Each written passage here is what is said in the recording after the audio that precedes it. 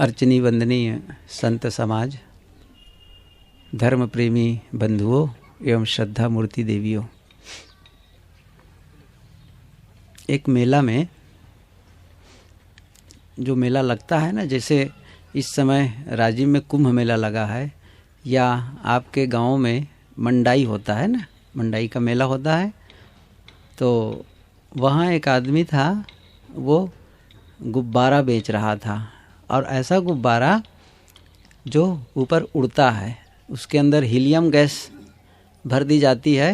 Helium gas हल्की होती है, तो जिस गुब्बारे में वो भर देते थे, कई प्रकार के रखे थे, नीला, पीला, हरा, सफ़ेद, और वो गुब्बारा बेचा करते थे। और कभी कभी उन गुब्बारों को ऊपर छोड़ देते थे, तो ऊपर आकाश में वो गुब्बारे लटकते, तैरते, और उसी को बच्चे देख करके मचल उठते थे। या कहना चाहिए वो जो गुब्बारा ऊपर डालना होता है ना, वो उसका एडवर्टाइजमेंट होता था, क्योंकि ऐसा कर देने से बच्चे बहुत शौक से कहे हमें भी चाहिए गुब्बारा। तो फिर भीड़ आ जाती खरीदने के लिए, फिर गुब्बारे की बिक्री कम होती, फिर ऊपर छोड़ देता, फिर बच्चे दौड़ते हमको गुब्बारा चाहिए, गुब्बारा चाहिए। उतने में उसी गुब्बारा बेचने वाले ने देखा कि उसके कुर्ते को पीछे से पकड़ के कोई खींच रहा है। पीछे लौट के देखा, एक छोटा सा बच्चा खींच रहा है और पूछ रहा है, दादाजी दादाजी, आपके पास जो गुब्बारे हैं, क्या उसमें काले रंग का गुब्बारा भी ऊपर उड़ता है? उन्होंने कहा, इस काले रंग का गुब्बारा भी ऊपर उड़ता है? तो गुब्बारे वाले ने बड़े प्रेम से उनसे कहा, बेटा, गुब्बारा रंग के नाते नहीं उड़ता है, बल्कि उसके अंदर जो शक्ति भरी गई है उसके नाते ऊपर उड़ता है। चाहे वो काला हो, पीला हो, हरा हो, नीला हो, रंग से मतलब नहीं है, उसके अंदर क्या भरा गया है यह महत्वपूर्ण है। गुब्बारे के अंदर पानी भर दो, वो ऊपर नहीं जाएगा। सामान्य गैस डाल दो, जैसे मुंह फूंक दो और भर दो, वो भी नहीं जाएगा। लेकिन हीलियम गैस वो हल्की होती है और इसीलिए गुब्बारा पर चला जाता है। ये एक उदाहरण है। ऐसे ही हम लोग की दशा है। ये बाहर हम लोग का जो शरीर की आकृति है ना, काला, गोरा, सांवला, लंबा, नाटा, मोटा, स्त्री, पुरुष, आकृति तमाम है। इसके नाते हमारा विकास और ह्रास नहीं होता है। हम ऊपर किसके आधार पर उड़ते हैं? जो हमारे अंदर है। वो हमारे अंदर क्या है? वह है हमारा दृष्टिकोण, नज़रिया, एटीट्यूड, जिसे इंग्लिश वाले कहते हैं एटीट्यूड, अर्थात नज़रिया। उसके नाते हम ऊपर जाते हैं। मानसिक शक्ति, हमारे आगे पीछे दाएं बाएं जो कुछ है, उससे ज़्यादा महत्वपूर्ण क्या है? जो हमारे अंदर है। आपके अंदर जो है वह शक्ति आपको ऊपर ले जाती है, और आप यदि उसका उपयोग नहीं करते हैं या फिर दुरुपयोग करते हैं तो वही शक्ति आपको नीचे लाकर ढकेल देती है। हमें क्या करना है? हमें अपना उत्थान करना है, हमें अपना विकास करना है। और विकास के लिए परिश्रम चाहिए, पतन के लिए परिश्रम नहीं चाहिए। आदमी को पतन करना, अपना पतन बहुत सरल होता है। उत्थान के लिए मेहनत करनी होती है। जैसे पानी को आप ऊपर चढ़ाना चाहते हैं, टंकी में डालना चाहते हैं, तो उसके लिए मोटर लगाते हैं, लेकिन पानी गिराने के लिए आप मोटर का प्रयोग नहीं करते हैं। पानी तो स्वाभाविक उसको नीचे आना है। ऐसे ही मनुष्य का पतन बड़ा स्वाभाविक ढंग से होने लग जाता है, लेकिन उत्थान के लिए मेहनत करनी पड़ती है, प्रगति के लिए मेहनत करनी पड़ती है। एक छोटा बच्चा था, स्कूल में एक बार मास्टर ने पूछा, विद्यार्थी था, तो उनसे कहा, ये बताओ सबसे सरल क्या है? बच्चे से पूछा गया, सबसे सरल क्या है? तो बच्चे ने क्या उत्तर दिया? उस विद्यार्थी ने क्या कहा कि सर, सबसे सरल है फेल होना। सही है। सबसे सरल है फेल होना। पास होने के लिए मेहनत करनी है और फेल होने के लिए मेहनत नहीं करनी है। ऐसे ही आप जीवन में सफल होना चाहते हैं तो आप परिश्रम करें, और फेल होना चाहते हैं, फेल तो है ही है। कौन सा बड़ा पास कर लिए हैं, इसलिए पास होने के लिए मेहनत करिए। वो क्या है पास होना? वो है चित्त की पवित्रता।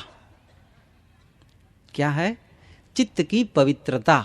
निर्मल चित्त वाला बनो, अच्छा मन वाला बनो, अच्छा मन वाला बनो। अच्छे मन का क्या लक्षण है? प्रश्न हो सकता है। अब किसी को हम कह नहीं सकते कि भाई तुम्हारा मन खराब है।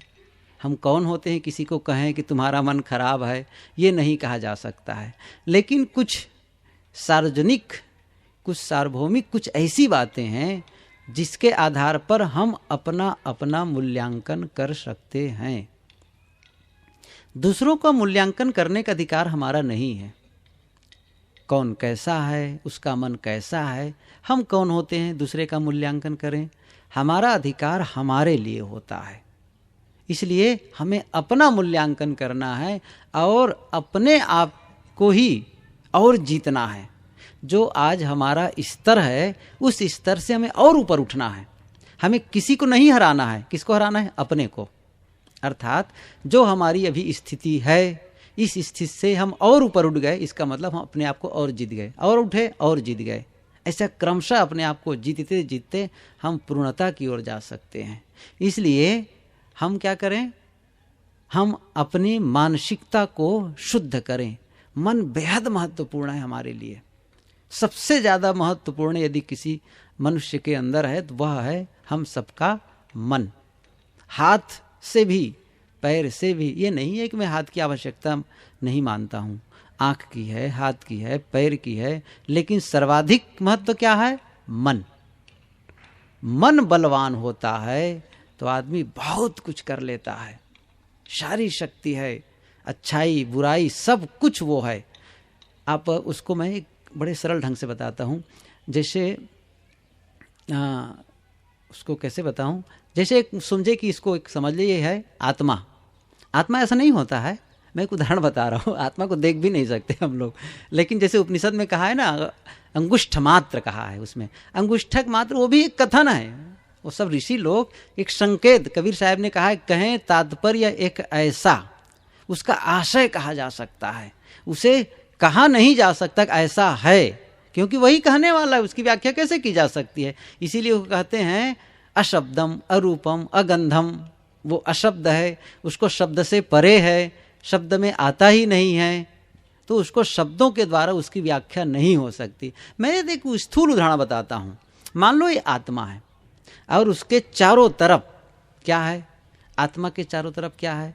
विचारों का पुंज। आप लोग थोड़ा दिमाग को ना वो ठोकर दीजिएगा मेरे साथ साथ, आप ठहरिएगा मत, बस आगे बढ़िए मेरे साथ, बिल्कुल बढ़िया समझ में बात आ जाएगी। तो आत्मा के चारों तरफ क्या है? विचारों का एक पुंज है। कैसे विचारों का पुंज है इसको भी बताऊं। क्योंकि आपका मन विचार युक्त है। मन क्या है? विचार युक्त है। क्या अभी कभी ऐसा होता है जब आप बैठे हों और विचार न करते हों? हर समय कुछ न कुछ सोचते हैं, या तो बीती बातों को सोचते हैं, या फिर भविष्य की बातों को सोचते हैं, या वर्तमान के बारे में चिंतन मनन करते हैं। विचार हैं, कुछ न कुछ विचार करते ही रहते हैं। अच्छे विचार, बुरे विचार, जो भी हो विचार करते हैं। तो चारों तरफ विचार है, मन है। एक प्रकार से एक ऐसा कुछ बिंदु बनाए, चारों तरफ ऐसे फिर राउंड बनाए, बिल्कुल। अब ख्याल करें, यदि वह गंदा हो, वो विचार गंदे विचार हों, तो उस आत्मा की क्या दशा होगी? इसको और स्थूल ढंग से कहूँ, जिस जगह आप रहते हैं, अर्थात जहाँ आपका घर है, तो घर के चारों तरफ बदमाश लोग हों, लुटेरे हों, हत्यारे हों, लड़ाई झगड़ा करने वाले हों, बहुत शराबी कबाबी हों, आप कहेंगे भैया ये एरिया ठीक नहीं है, ये मोहल्ला ठीक नहीं है, बदल देना है। क्यों? क्योंकि चारों तरफ के लोग अच्छे नहीं हैं, इसलिए आप निर्भय नहीं रहते हैं।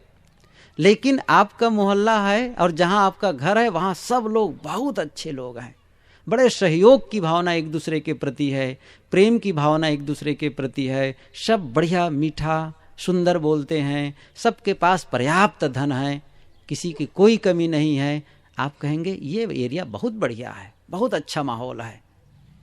इसी प्रकार से जिस आत्मा के चारों तरफ मन गंदा मन हो, अपवित्र मन हो, उस आत्मा की दशा को समझ सकते हैं अब।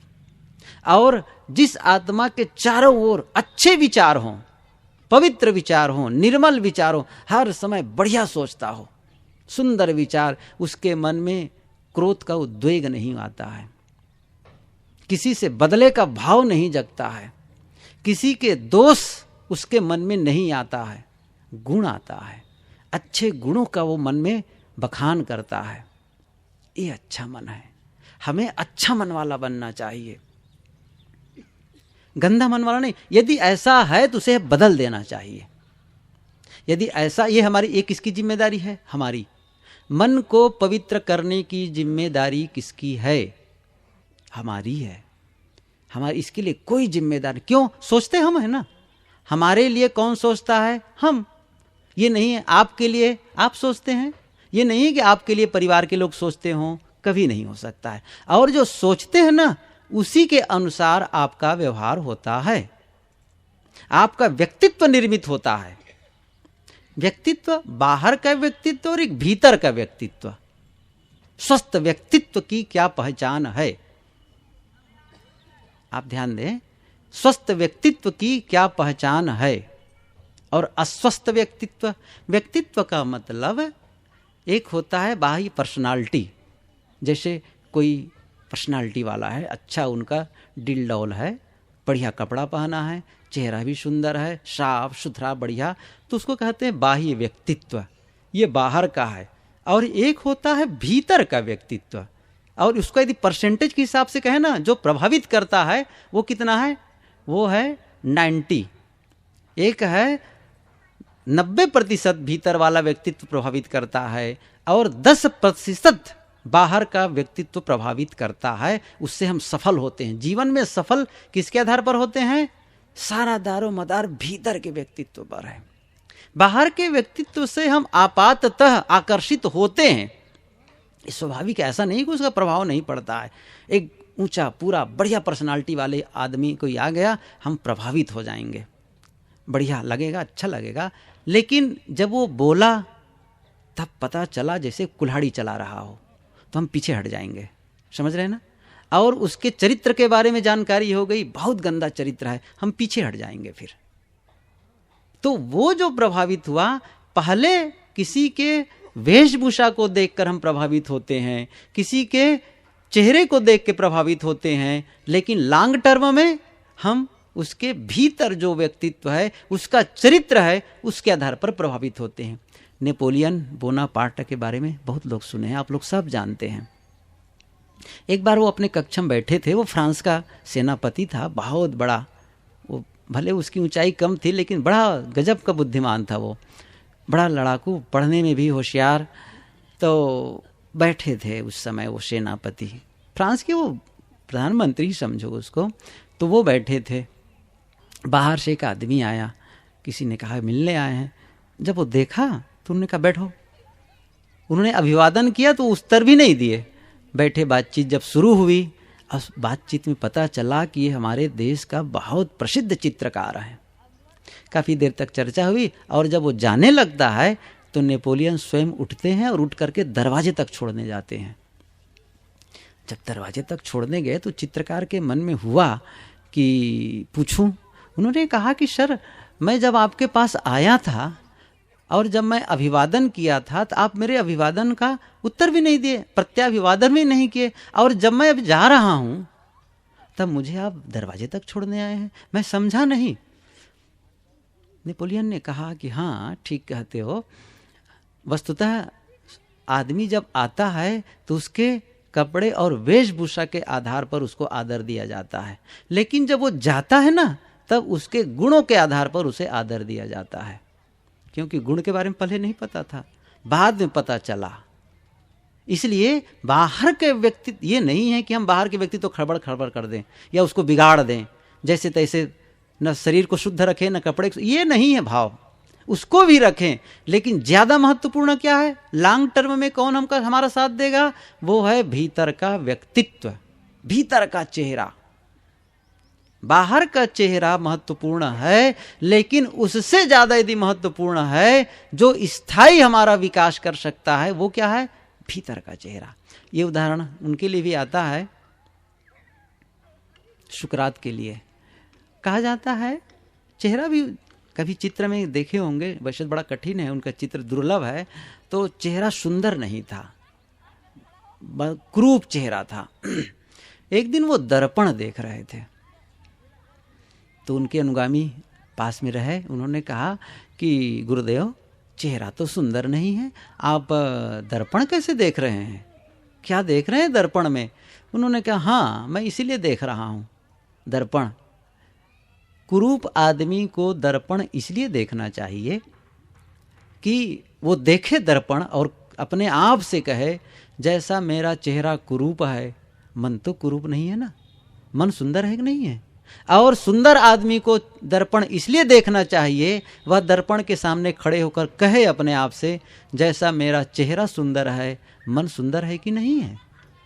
दोनों के लिए आवश्यक है। जब हम मन के चेहरे को देखते हैं तब पता चलता है कितना कुरूप है। बाहर से सुंदर दिखने वाला भी भीतर से कुरूप बना रहता है, बाहर से भरा भरा लेकिन भीतर से खोखला नजर आता है। बाहर से संपन्न व्यक्ति भी भीतर से विपन्न हो जाता है। और इसी विपन्नता को, इसी खोखलेपन को, इसी दरिद्रता को खत्म कर देना ही भजन है। जो जितना कम कर ले जाए, समझ लो उतना ही वो साधना परायण है। इसलिए भीतर की विपन्नता खत्म हो, भीतर की कुरूपता खत्म हो, हम भीतर से सुंदर बने, अच्छा मन वाला बने। हर समय ये हमको पहल करनी, अपने आप नहीं हो सकता। इसे भाग्य के भरोसे भी मत छोड़ो, ये भी ध्यान दीजिए। ये भाग्य के भरोसे छोड़ने की चीज नहीं है, न भगवान के भरोसे छोड़ने की चीज है। इसके लिए स्वतः परिश्रम करके मन को ठीक करना है। कैसे करें, मैं कुछ बातें बता दूं जिससे आप अपने आप को ऐसा प्रयास करके उसके लिए कर सकते हैं। पहला काम आप करना है तो क्या करना है, सबसे पहले सब जगह से और सभी व्यक्तियों से गुण लेना है। एक संकल्प कर लें। बड़ा कठिन है ये काम, वैसे लगता तो सरल है, ये कौन बड़ी बात है और हम सुनते आए हैं, लेकिन प्रयोग करके देखें कैसा लगता है। सब जगह से गुण लेने की आदत डालें। पहला काम सब जगह से गुण लेना। गुण है, आप कह सकते हैं गुण नहीं है, गुण है, बस खोजने की जुक्ति चाहिए हमको। क्यों, हमें क्या चाहिए, अवगुण चाहिए तो अवगुण देखें, हमारा फोकस कहाँ है। अवगुण चाहिए तो अवगुण में फोकस करें, गुण चाहिए तो गुण में फोकस करें। बड़ी सीधी सी बात है। हमें क्या चाहिए, गुण।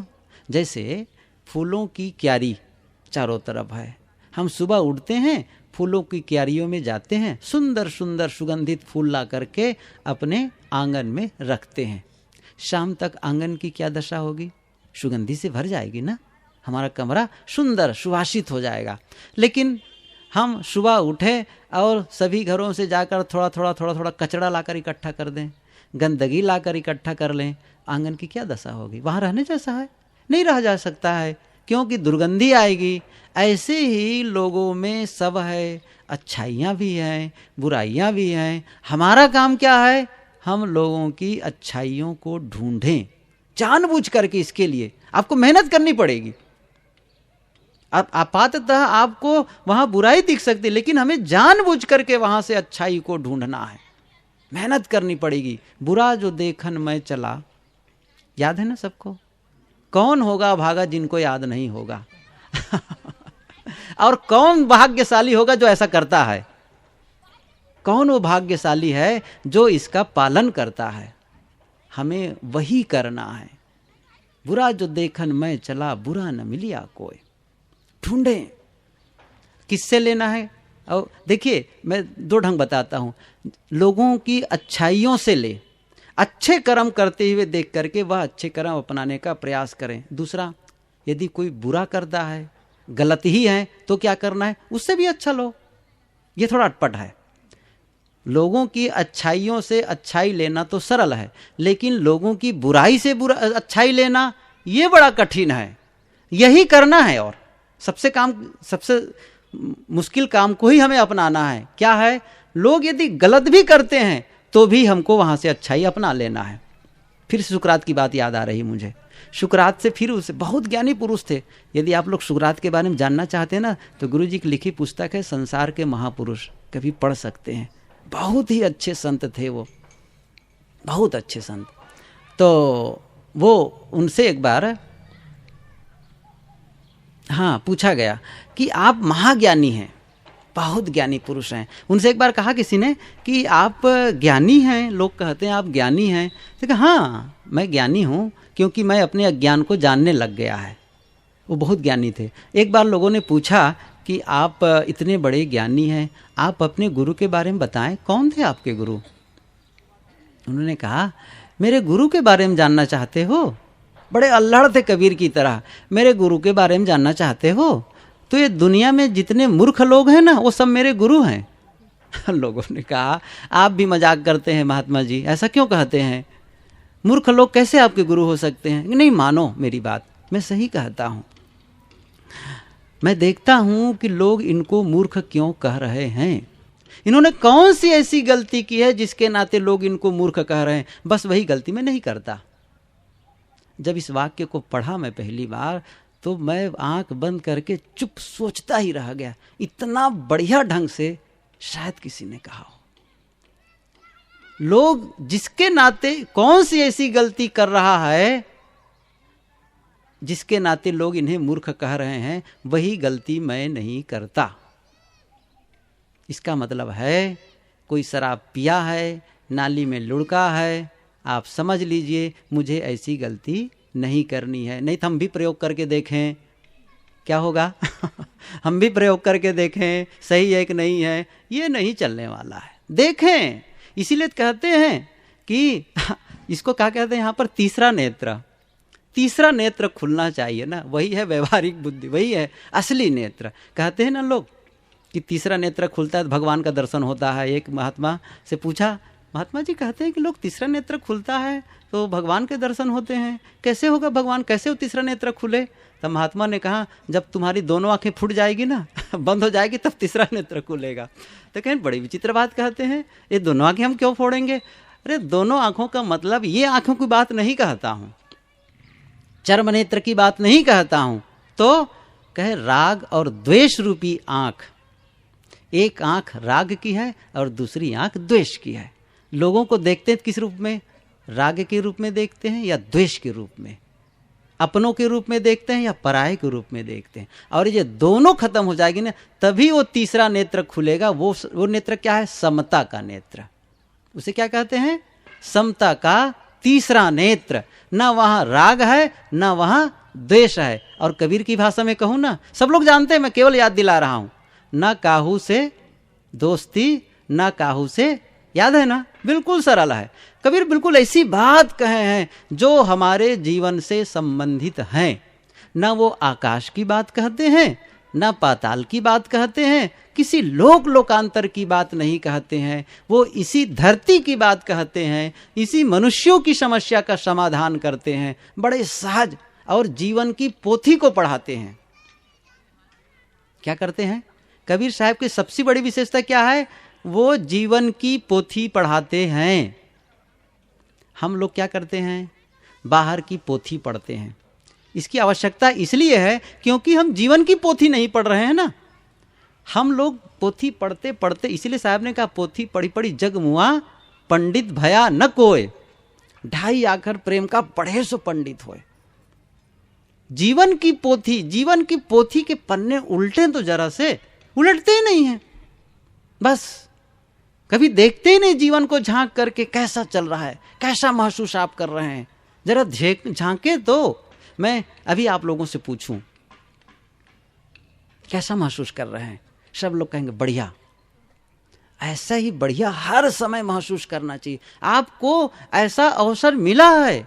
हमें कभी भी खिन्न, उदास, नाराज, परेशान महसूस नहीं करना चाहिए। और यदि हैं तो सुबह वाला सूत्र याद कर लीजिए, मैं जिम्मेदार हूं। सुबह मैंने कहा था ना इसके लिए क्या करना है, मैं जिम्मेदार हूं। बस एक बार जैसे कहेंगे, जैसे आपके मन में किसी प्रकार उदासी, निराशा और खिन्नता, परेशान लग रहा है, उस समय चुपचाप बैठ जाओ और कहो मैं जिम्मेदार हूं। आपका पारा का टेम्परेचर जो है ना सीधा डाउन हो जाएगा। ऐसा एक छोटा सा सूत्र प्रयोग करके देखिए। देखिए साहब, हम प्रयोग नहीं करेंगे ना तो बड़ी सी बड़ी बातें भी हमारे लिए कोई मतलब का नहीं है। हम लोग की दशा जानते हैं, ये नहीं है कि मैं जो कह रहा हूँ नई बात कह रहा हूँ, यह नहीं है कि आप सब नहीं जानते हैं। हम में न जानने का दोष नहीं है, दोष किसका है, न करने का। ठीक है, न जानने का दोष नहीं है, दोष किसका है, न करने का दोष हम में लगा हुआ है। अब हम करना, सबके महत्व को समझते हैं। जो मैं ज्ञान कह रहा हूं ना, इसके महत्व को समझते हैं, त्याग के महत्व को समझते हैं, भक्ति के महत्व को समझते हैं, स्वाध्याय के महत्व को समझते हैं, वैराग्य के महत्व को समझते हैं, सब के महत्व को, लेकिन उसका प्रयोग नहीं करते। तो ठगाया कौन? आप ध्यान दीजिए इसी बात को। एक आदमी वह है जो पढ़ना नहीं जानता, दूसरा आदमी वह है जो पढ़ना तो जानता है लेकिन पढ़ता नहीं। कितना अंतर है? कोई खास अंतर नहीं ना। तो हम लोग पढ़ना तो जानते हैं लेकिन पढ़ते नहीं, अर्थात आध्यात्मिक गुणों की विशेषताओं को जानते हैं, साधना और भजन के महत्व को जानते हैं, लेकिन उसका प्रयोग नहीं करते। इसलिए हम ज्यादा दोषी हैं बनिस्बत उनके जो नहीं जानते हैं। जैसे यहाँ सत्संग में जो लोग नहीं आए हैं और इस प्रकार की चर्चा को नहीं जानते हैं, वो निर्दोष इसलिए हो सकते हैं कि वो इसके बारे में जानते ही नहीं, वो अज्ञानी हैं। और हम तो ज्ञानी हैं ना, हम तो जानते हैं इसके महत्व को, फिर भी उसका अवमूल्यन कर रहे हैं, तो फिर हम ही तो ज्यादा गलत हो रहे हैं। कैसे? एक उदाहरण बता दूं, बड़ा सरल सा। एक गधा रखा था एक आदमी। गधा का शायद छुट्टी का दिन रहा हो, संडे मनाता रहा होगा वो, तो गधे को लेकर चराने चला गया नदी किनारे। तो नदी किनारे शाम का वक्त था, सूर्यास्त का समय था, तो एक पत्थर नदी के किनारे दिखा जो चमक रहा था। उसकी किरण पड़ी थी तो उसके 7 रंग इंद्रधनुषी कलर थोड़ा दिखा, बड़ा अच्छा लगा। पत्थर उठा लिया। फिर क्या किया, पत्थर उठाकर वह उसको एक रस्सी से बांधा और गधे के गले में डाल देता है। अब जिसके पास जो वाहन होगा वही तो सजाएगा। किसी की कार में जब चलते हैं तो बड़ा सजाए रहते हैं कई लोग कार के सामने, मोटरसाइकिल वाले मोटरसाइकिल को, और जिसके पास घोड़ा है वो घोड़ा, अब गधा है तो गधा ही सजाएगा ना। तो गधे को वो क्या किया, उसी पत्थर को ऐसा बना दिया और गले में डाल दिया। अब वो घर लौट रहा था, इतने में हुआ क्या, एक आदमी आया, देखा, ओफ ये पत्थर बहुत मूल्यवान पत्थर है, ये अनाड़ी आदमी कैसे गधे के गले में डाला है इसको। मन में सोचा, इसका मतलब यह हुआ यह इस पत्थर के महत्व को नहीं समझता है। फिर कहा, भैया सुनो, ये पत्थर मुझे दे दो। कहे, नहीं नहीं मैं पत्थर नहीं देने वाला। अरे भाई ठीक है 10 रुपये ले लो। नहीं नहीं मैं 10 रुपये में नहीं बेचूंगा। अच्छा तो 100 रुपये ले लो। तो नहीं नहीं मैं नहीं बेचने वाला। पता नहीं क्या उसका मूड था, 100 रुपये बहुत होता था उस समय, लेकिन कभी कभी आदमी की सनक भी होती है। नहीं नहीं नहीं बेचने वाला मैं, अपने पत्थर को मैं अपने गधे से प्रेम करता हूँ और मैं अपने प्रेम को नहीं बेच सकता हूँ, नहीं देने वाला। वो भी समझा ये कैसे नहीं देगा, इसको पता ही नहीं कैसा पत्थर कितना मूल्यवान है, चलो शाम को इनके घर जाकर के ले लूँगा। और वो चला गया। अब वो शाम तक घर तक लौट रहा था, जैसे ही वो दरवाजा में घुसने वाला था गधा वाला, इतने में हुआ क्या कि एक दूसरा जौहरी आ गया, पारखी। वो देखा पत्थर, ओफ बहुत कीमती पत्थर है ये तो। कहा, सुनो भैया सुनो सुनो, ये पत्थर मुझे दे दो। नहीं नहीं मैं नहीं बेचने वाला है। तब वो कहते, सुनो 1000 रुपया तुरंत निकाला, 1000 रुपया उनके जेब में रखा, ये पत्थर दे दो। बेचारा 1000 तो कभी देखा ही नहीं रहा होगा, तुरंत 1000 रुपया पॉकेट में धरा और पत्थर का लो रख लो। वो भी सोचा आज से मुफ्त का हमको ये पत्थर मिला और कहाँ से 1000 रुपया मिल गया, बड़ा खुश।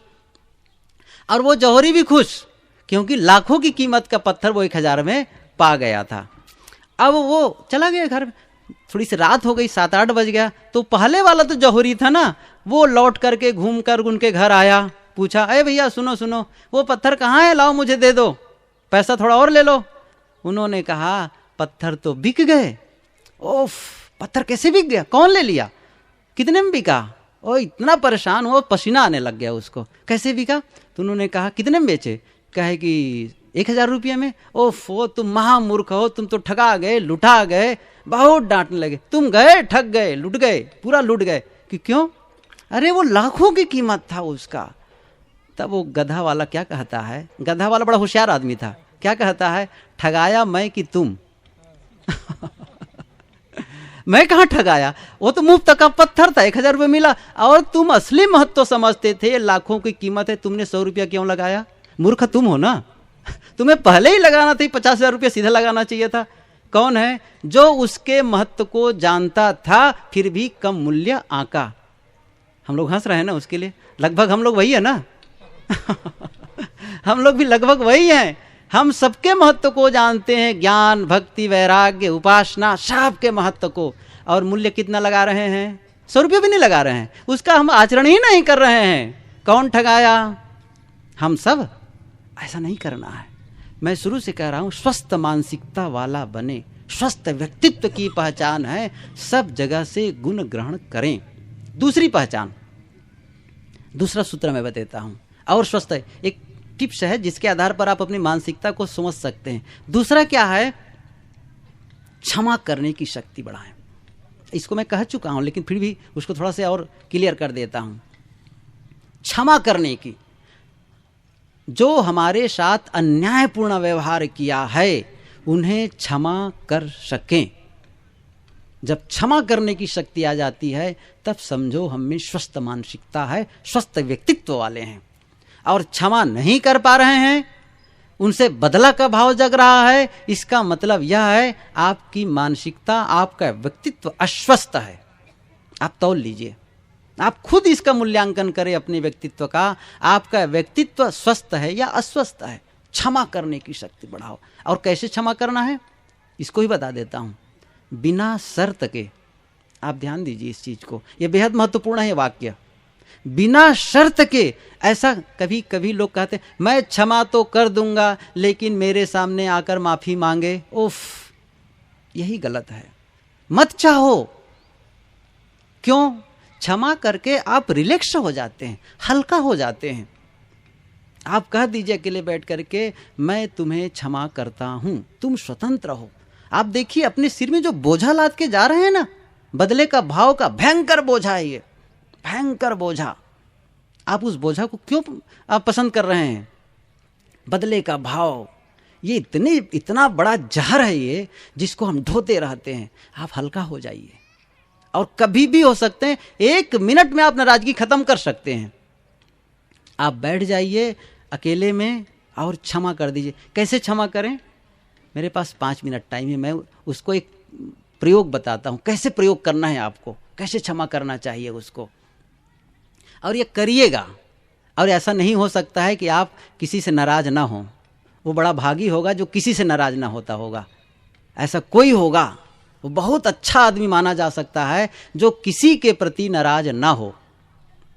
और किसी न किसी रूप में क्षमा करने के अभी हमारे में अवशेष है, जिन्हें हमें क्षमा कर देना चाहिए। स्वस्थ मानसिकता। हम कई बार इतना गलत सोचते रहते हैं। मैंने कहा ना, बाहर से तो हम सुंदर दिखते हैं लेकिन भीतर से एकदम पागलपन छाया रहता है। एक विदेश के विद्वान ने लिखा है, लोग हमें सज्जन कहते हैं, भद्र पुरुष कहते हैं, शालीन कहते हैं, साधु कहते हैं, लेकिन वो बाहर को जानते हैं। भीतर के हमारे असली रूप को कोई देख लेना तो हम में से बहुत ऐसे लोग हैं जिन्हें फांसी की सजा हो जानी चाहिए। इस वाक्य को पढ़ के मैं सन्नाटे में आ गया था, सकते में आ गया था। हम में से बहुत लोग हैं जिन्हें फांसी की सजा हो जानी चाहिए। कितना सच है ये। क्या ऐसी गलती हम नहीं करते सोचते समय? क्या इतना गलत, बहुत गलत कई बार सोच लेते हैं। यदि पागल भी समझ जाए ना कि तो कहेंगे तो हमसे भी बड़ा पागल है। हमारे विचारों के यदि कोई पढ़ सके तो कहेगा ये मेरे से भी बड़ा पागल है। महापागल में गिनती हो सकती है।